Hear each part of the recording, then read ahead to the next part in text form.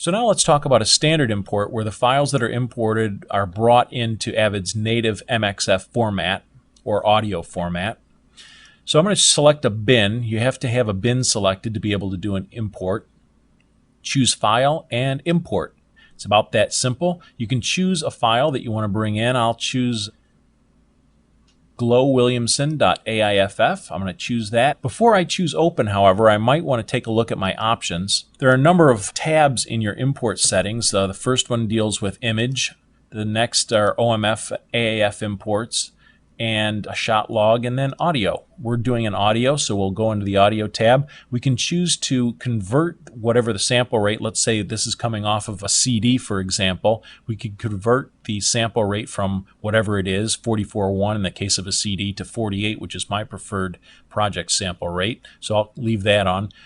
Do not convert sources with pull up and down rates. Speed durations will change from source. I think we'll leave that on. Convert source sample bit depth to project sample bit depth. That's similar to converting the sample rate. We'll leave that on.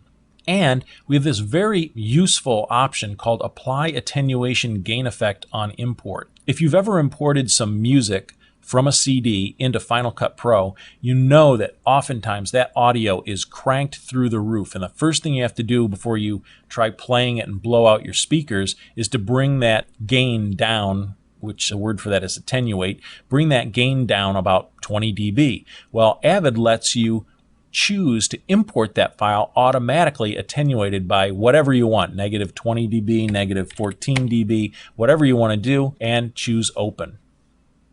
It imports the file.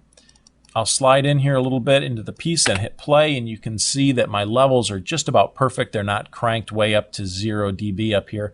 By attenuating them in the import, I've got perfect audio levels automatically. Let's bring in a couple other types of files. Let's choose File, and why my import is grayed out is because I'd selected the timeline, not the bin. You have to have bin chosen before you choose File Import. So we'll try that again. And let's go to one of those QuickTime files we had from Wilson. These are all files that are ProRes files. Let's import them and have them come in as standard files, MXF files. To do that, we're going to choose a resolution that we want to have it import as. Let's say 2:1 MXF. That'd be good. And go to Options, and we're going to choose Image.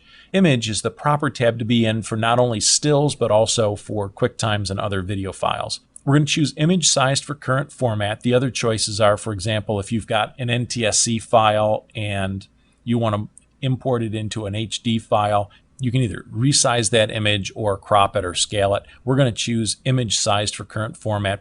I also know that my footage is already a 601/709 color space.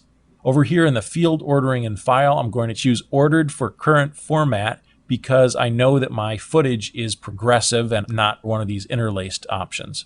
Finally, down in alpha channel, if I knew that this had an alpha channel, I could say invert on import. That's almost always what you want to choose for Avid. Avid deals with alpha channels opposite of the way Final Cut does. So if you've got a file that you have an alpha channel for that works perfectly in Final Cut, you're going to want to choose invert on import. I'm going to choose ignore because I know that there's no alpha channel in this file. The other thing I might want to make sure that I uncheck is auto detect sequentially numbered files. The only reason you want to have this check mark is if you're trying to import 200 Targa files, for example, from a 3D animation software that you want to import as an entire QuickTime file. Then this is what you will want to keep on. We're going to turn it off because all we really want is a simple QuickTime file. And choose Open. So this is transcoding it into Avid's native MXF file format. Now that it's imported, I can simply double click on it to call it into the source monitor and hit play. There we go. The only other thing I need to cover real quickly is importing just a graphic file. Once again, I need to make sure I've selected my bin before I do my import. Let's go find a good file with an alpha channel. That'll work. This one right here. It comes in very quickly. Let me show it to you. If you look at this little icon over here, I know as an Avid editor that this means that I did not bring this in with an alpha channel. I had my options chosen wrong. If I were to try to overlay this on top of this other track, Command Y, repatch to video 2, and marking in and just edit that over the top, you can see that it totally covers up the track below it. What I want to do is key this over the track below. So I'm going to undo that, and we're going to re-import this the proper way. I select my bin, choose File and Import, find that same file again, which is right there, and instead of hitting Open, I'm going to go to my Options dialog.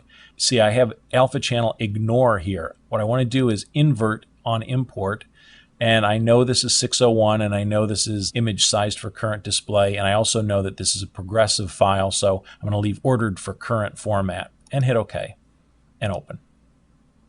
It imports quickly, and now, see, this same shot now has this little thing that looks like a key, because it'll key.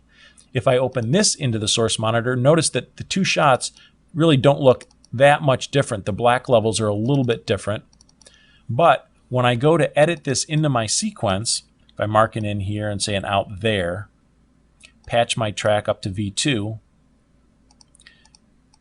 turn these off so I don't erase my audio, and hit the red overwrite button. Now if I look at this, the graphic is keyed over top of the background. There's no reason to hit superimpose or anything like that. If it's got an alpha channel, it's automatically going to superimpose over the layer below it. And that's importing. Well, we showed importing a regular graphic file, a graphic with an alpha channel, a QuickTime file, and imported some audio using attenuation on import.